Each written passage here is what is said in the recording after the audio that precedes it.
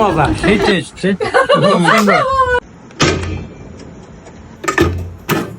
আমার বিয়ের পর এই প্রথম আমার বাসায় আমার আম্মু আব্বু এবং আমার বাবার বাড়ির সবাই আমার বাসায় আসায় আমি সবাইকে চিংড়ি রান্না করে খাওয়ালাম। তো দেখেন চিংড়িটা কিভাবে সার্ভ করতে হয়।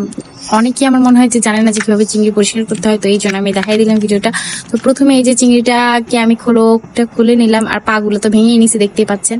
তো তারপরে এই যে চিংড়ির যে ফুলকাগুলো আছে এগুলাকে সুন্দর মতো পরিষ্কার করে নিতে হবে। চিংড়ি পরিষ্কার করা কিন্তু খুব একটা কঠিন না, আবার হচ্ছে গিয়ে আবার একটু ভালো মতো পরিষ্কার করে নিতে হয়, নয়তো কিন্তু মাটি টাটি লেগে থাকে। তো যাই হোক, তারপরে এখানে দেখেন আমি হচ্ছে একটু রসুন আদা, তারপরে এখানে ধনিয়া, তারপরে লাল মরিচের গুঁড়া, কর্নফ্লাওয়ার আর হচ্ছে লবণ দিয়ে দিছিলাম, আর তারপরে একটু গরম মশলা আর একটু দারচিনির গুঁড়া দিয়ে দিছিলাম অল্প একটু দিয়ে। তারপরে এই তো ভেজে নিলাম, আর খুব ভালো মতো এগুলোকে ভেজে নিচ্ছি। অনেক বেশি ফ্রাই করে ফেলে কিন্তু এটা যে টেস্ট সেটা কিন্তু নষ্ট হয়ে যাবে। খুব বেশি ফ্রাই করা যাবে না, আবার খুব কমও করা যাবে না, তাহলে কিন্তু আসল টেস্টটা পাওয়া যাবে। তো এই দেখেন আমার এখানে কিন্তু হয়ে গেছে, এন্ড এখানে আমাদের রিয়েকশন, আমার আব্বুর রিয়েকশনটা আমি আপনাদের শোনাই দিচ্ছি।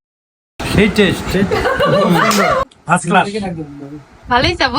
খুব সুন্দর, খুব তো এইখানে তো আমরা সবাই এখানে দেখেন একটা বিয়ে বাড়ির মতো অবস্থা ছিল, মানে সবাই এক ঘরে আটাআটি গাদাগাদি করে আমরা সবাই খাইছি। তো সবার রিয়াকশনই খুব ভালো ছিল এন্ড সবার খুব ভালো লাগছে। এটা আমাদের যদিও ফার্স্ট টাইম না, তবে আমার বাসায় তো ফার্স্ট টাইম, তো তার জন্য আমি একটা ছোট্ট ভিডিও করলাম। আর এই তো আমি দেখেন কিরকম করে খাচ্ছিলাম পুরাই।